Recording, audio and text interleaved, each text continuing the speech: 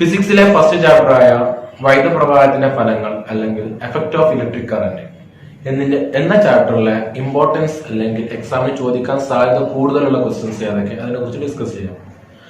First വേണ്ടതിൽ പഠിക്കേണ്ട കാര്യം എന്തെന്ന് വെച്ചാൽ കുറച്ച് ഇലക്ട്രോണിക് ഉപകരണങ്ങളുടെ ഊർജ്ജ മാറ്റങ്ങളാണ് പഠിക്കേണ്ടത്.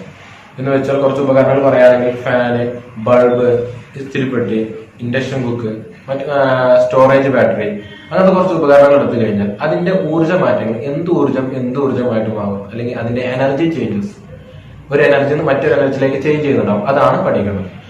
ഫാൻ, ഒരു ഉപകരണമായ ഫാൻ എടുത്തു കഴിഞ്ഞാൽ ഫാൻ എന്ന് വെച്ചാൽ നമ്മൾ വൈദ്യുതി കൊടുക്കുമ്പോൾ അത് കറങ്ങും, എന്ന് വെച്ചാൽ യാന്ത്രികോർജ്ജം കിട്ടും. എന്ന് വെച്ചാൽ വൈദ്യുതോർജ്ജം യാന്ത്രികോർജ്ജമായിട്ടാണ് ഫാനിൽ നടക്കുന്നത്. Electric energy converted into mechanical energy.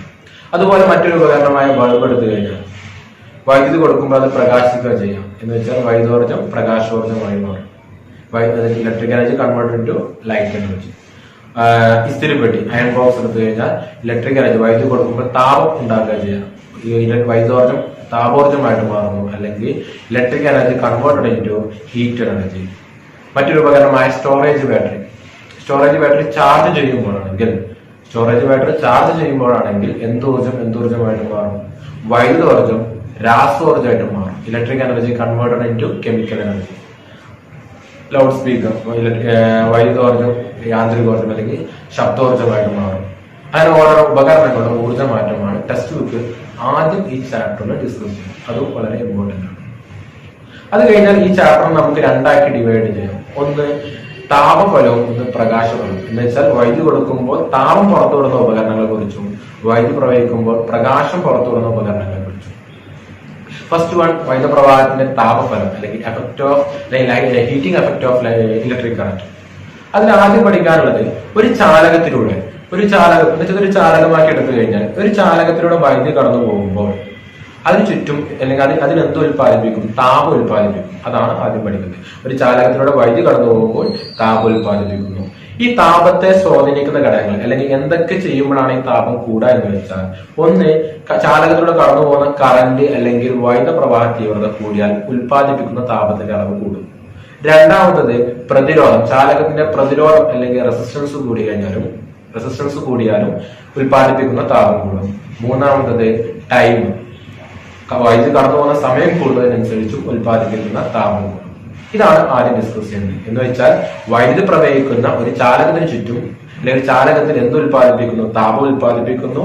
ഈ താപത്തെ സ്വാധീനിക്കുന്ന ഘടകങ്ങൾ ഒന്ന് കറന്റ്, ഒന്ന് പ്രതിരോധം, ഒന്ന് സമയം. ഒന്ന് കറന്റ്, ഒന്ന് റെസിസ്റ്റൻസ്, ഒന്ന് ടൈം. ഇത് മൂന്നും വെച്ച് ജൂൾ എന്ന സയന്റിസ്റ്റ് ഉണ്ടാക്കിയ ഒരു നിയമമാണ് ജൂൾസ് ലോ അല്ലെങ്കിൽ ജൂൾ നിയമം.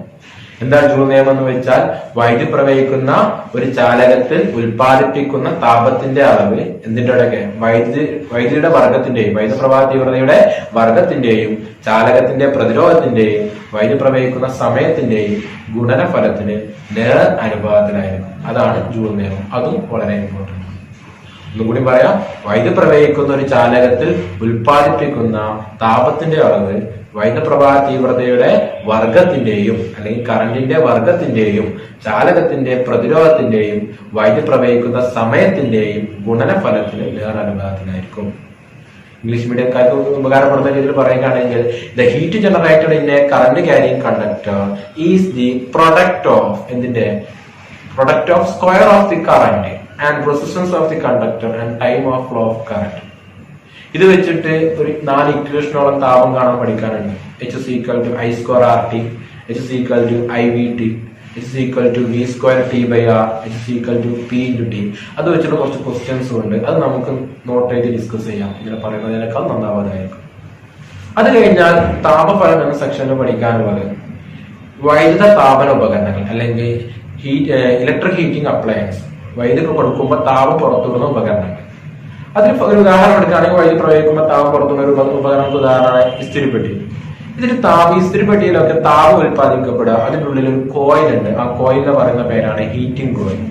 അപ്പോൾ വൈദ്യുത താപന ഉപകരണങ്ങളിൽ താപം ഉൽപ്പാദിപ്പിക്കുക ഹീറ്റിംഗ് കോയിലാണ്.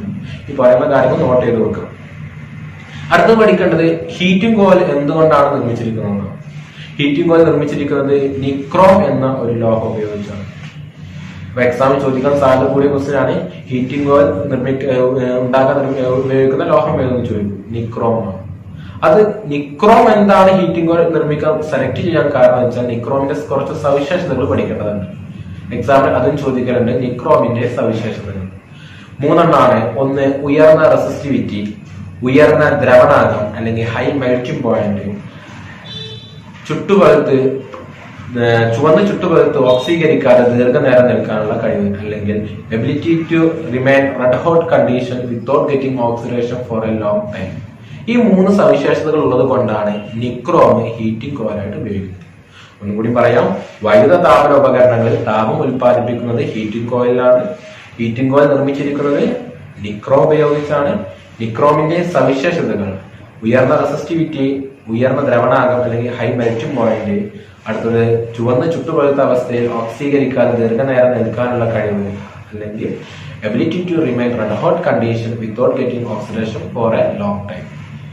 അതിനൊപ്പം തന്നെ പഠിച്ചു പോകേണ്ട മറ്റൊരു കാര്യമാണ് നിക്രോമിൻ ഏതിന്റെ എല്ലാം ലോഹസങ്കരം അല്ലെങ്കിൽ അലോയി ആണെന്ന് ചോദിക്കും.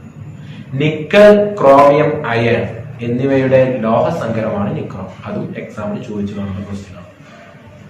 അടുത്ത വൈദ്യുത താപന ഉപകരണങ്ങൾക്ക് ഉദാഹരണമാണ് സുരക്ഷാ ഫ്യൂസ്.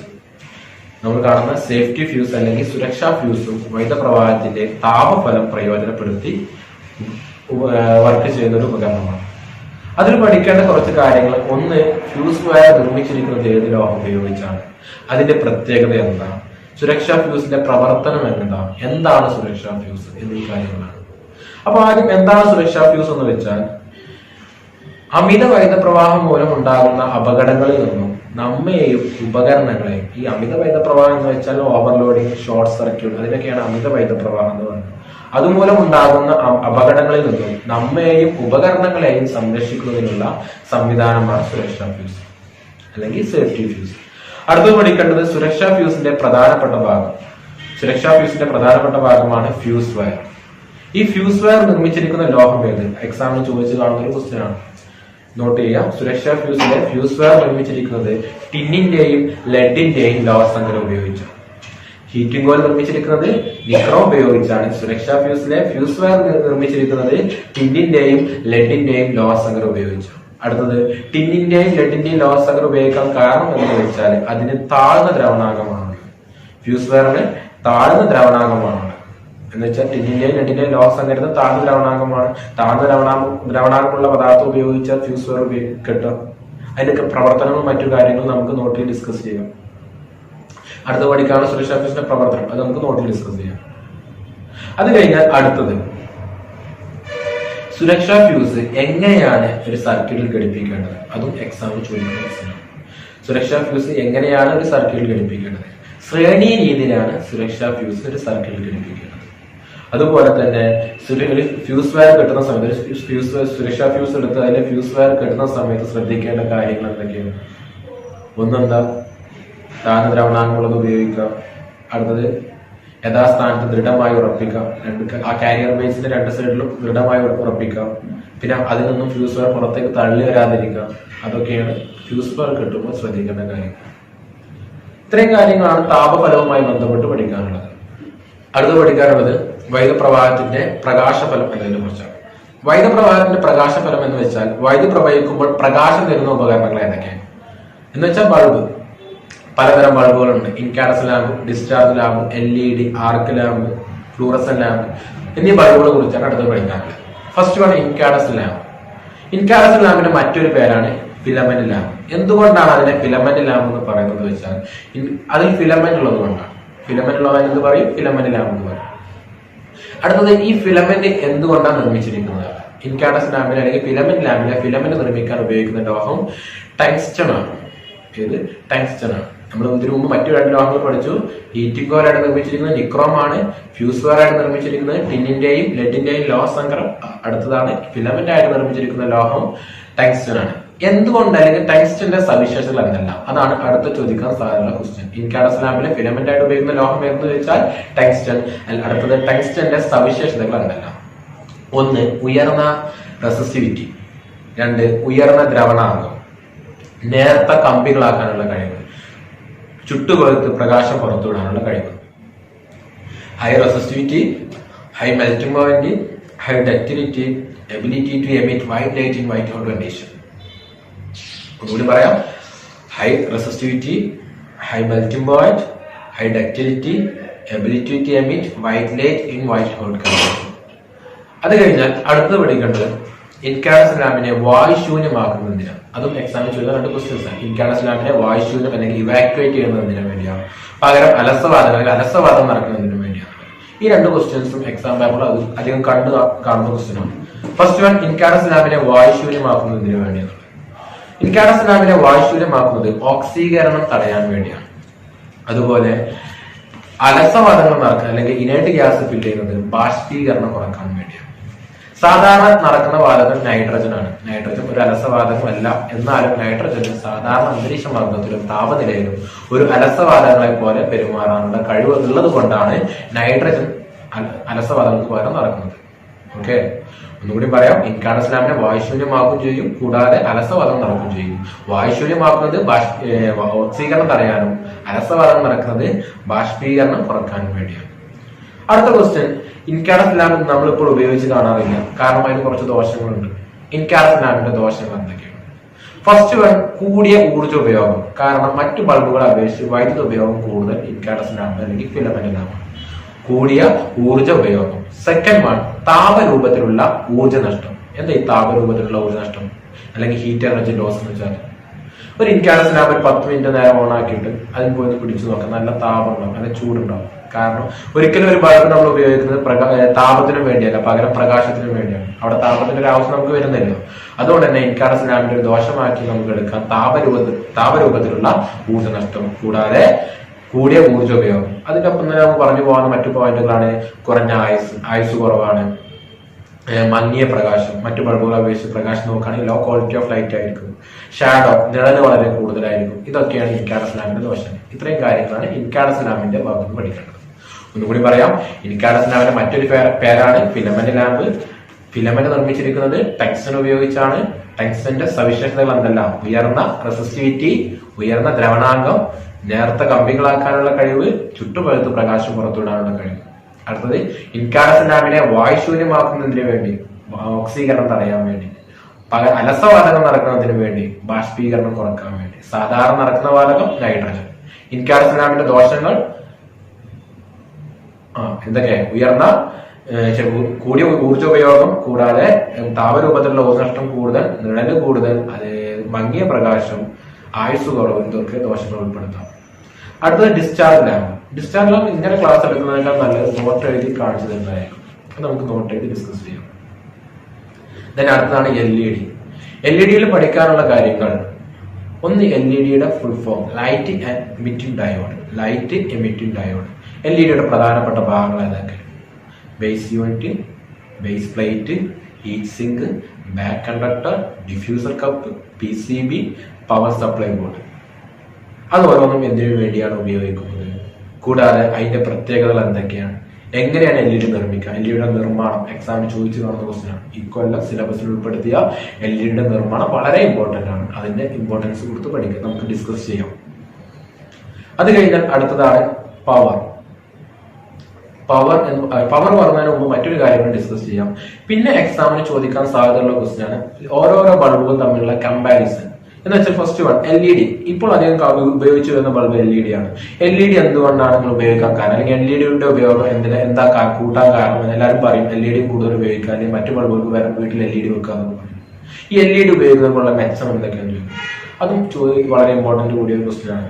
എന്ന് വെച്ചാൽ ഒന്ന് പറഞ്ഞിട്ട് പറയാം, വളരെ കുറഞ്ഞ പവർ മതിയാകും, ഊർജ്ജ ഉപയോഗം വളരെ കുറവാണ്. മറ്റു ബൾബുകളെ കമ്പയർ നോക്കുമ്പോൾ LED ബൾബുകളുടെ ഊർജ്ജ ഉപയോഗം വളരെ കുറവാണ്. രണ്ടാമത്തെ പോയിന്റ്, ഇൻകാൻഡസെന്റ് ലാമ്പ് ഒക്കെ എടുത്തു കഴിഞ്ഞാൽ അതിൽ ഫിലമെന്റ് ഉണ്ട്, അതുകൊണ്ട് തന്നെ താപരൂപത്തിലുള്ള ഊർജ്ജ നഷ്ടമുണ്ട്. എന്നാൽ LED എന്തില്ല? ഫിലമെന്റ് ഇല്ല, അതുകൊണ്ട് തന്നെ താപരൂപത്തിലുള്ള ഊർജ്ജ നഷ്ടമില്ല. കൂടാതെ തന്നെ പല നിറങ്ങളിൽ അവൈലബിൾ ആണ്, ചെലവ് കുറവാണ്, ദീർഘകാല ഈട് വെക്കും, നല്ല പ്രകാശം. ഇതൊക്കെയാണ് LED പ്രത്യേകതകൾ. അടുത്ത ചോദിക്കുന്ന സാധാരണ ക്വസ്റ്റ്യൻ ആണ്, ഇൻകാൻഡസെന്റ് ലാമ്പിനെ അപേക്ഷിച്ച് ഡിസ്ചാർജ് ലാമ്പിന്റെ പ്രത്യേകതകൾ എന്തൊക്കെയാണ്? അവിടെ നമുക്ക് പറയാൻ പറ്റും, ഇൻകാൻഡസെന്റ് ലാമ്പില് ഫിലമെന്റ് ഉള്ളതുകൊണ്ട് താപരൂപത്തിലുള്ള ഊർജ്ജ നഷ്ടമുണ്ട്, എന്നാൽ ഡിസ്ചാർജ് ലാമ്പിൽ അതില്ല. ഫിലമെന്റ് ഇല്ലാത്തതിനാൽ താപരൂപത്തിലുള്ള ഊർജ്ജ നഷ്ടമില്ല. പിന്നെ ഇൻകാൻഡസെന്റ് ലാമിനേക്കാൾ ആയുസ് കൂടുതൽ ഡിസ്ചാർജ് ലാമിനാണ്, പ്രകാശം കൂടുതൽ ഡിസ്ചാർജ് ലാമിനാണ്. ഇതൊക്കെ ഇൻകാൻഡസെന്റ് ലാമ്പിനെ അപേക്ഷിച്ച് ഡിസ്ചാർജ് ലാമ്പുകളുടെ പ്രത്യേകതയാക്കി എടുക്കാം. ഇതും ചോദിച്ചു കാണുന്ന ക്വസ്റ്റ്യൻ ആണ്. അടുത്തതാണ് പവർ. ഒരു വൈദ്യുത ഉപകരണം യൂണിറ്റ് സമയത്തിൽ വിനിയോഗിക്കുന്ന വൈദ്യുതോർജ്ജമാണ് പവർ. ഒരു വൈദ്യുത ഉപകരണം എടുത്ത് അതൊരു യൂണിറ്റ് സമയം എന്ന് വെച്ചാൽ നിശ്ചിത സമയം വർക്ക് ചെയ്താൽ, ഒരു ഫാൻ 1 മണിക്കൂർ അല്ലെങ്കിൽ നിശ്ചിത സമയം ഞാൻ വർക്ക് ചെയ്യിച്ചാൽ അത് എത്രത്തോളം വൈദ്യുതി ഉപയോഗിച്ചു, അതാണ് അതിന്റെ പവർ. ഒരു വൈദ്യുത ഉപകരണം യൂണിറ്റ് സമയത്ത് വിനിയോഗിക്കുന്ന വൈദ്യുതോർജ്ജമാണ് പവർ. അതിന്റെ പവറിന്റെ യൂണിറ്റ് ആണ് വാട്ട്. അത് പവർ കാണാനുള്ള കുറച്ച് ക്വസ്റ്റ്യൻസ് അത് നമുക്ക് ടോട്ടൽ ഡിസ്കസ് ചെയ്യാം. ഇത്രയും പറഞ്ഞതിന് ശേഷം പിന്നെ ഈ സിലബസിൽ 9ാം ക്ലാസ്സിൽ കുറച്ച് കാര്യങ്ങൾ എടുത്തിട്ടുണ്ട്. എന്ന് വെച്ചാൽ 9 നിങ്ങൾ പഠിച്ച റെസിസ്റ്റൻസ്, പ്രതിരോധങ്ങൾ 2 രീതിയിൽ ഘടിപ്പിക്കാൻ പറ്റും. ശ്രേണി രീതിയിലും സമാന്തര രീതിയിലും. ഈ 2 രീതിയിൽ ഘടിപ്പിക്കുമ്പോൾ തമ്മിലുള്ള വ്യത്യാസങ്ങൾ എന്തെല്ലാം അതും എക്സാമിന് ചോദിക്കാൻ സാധ്യത. അതുകൂടാതെ തന്നെ ശ്രേണിയിൽ ഘടിപ്പിക്കുകയാണെങ്കിൽ ആകെ പ്രതിരോധം അല്ലെങ്കിൽ സഫല പ്രതിരോധം എങ്ങനെ കാണാം. ഒരു ഇക്വേഷൻ പഠിച്ചിട്ടുണ്ടാവും. ശ്രേണിയിലാണെങ്കിൽ R=R1 + R2. കൂടാതെ സമാന്തര രീതിയിലാണെങ്കിൽ സഫല പ്രതിരോധം കാണാനുള്ള ഇക്വേഷൻ ആണ് 1/R = 1/R1 + 1/R2. അതല്ലെങ്കിൽ R=R1 × R2/R1 + R2. ഇത് വെച്ചുള്ള ക്വസ്റ്റ്യൻസ്. ഈ ക്വസ്റ്റ്യൻസും മറ്റു കാര്യങ്ങളും നമുക്ക് ടോട്ടൽ ഡിസ്കസ് ചെയ്യാം. ഇത്രയും കാര്യങ്ങളാണ് ഫസ്റ്റ് ചാപ്റ്ററിന് ഇമ്പോർട്ടൻസ് കൂടിയ ഭാഗം.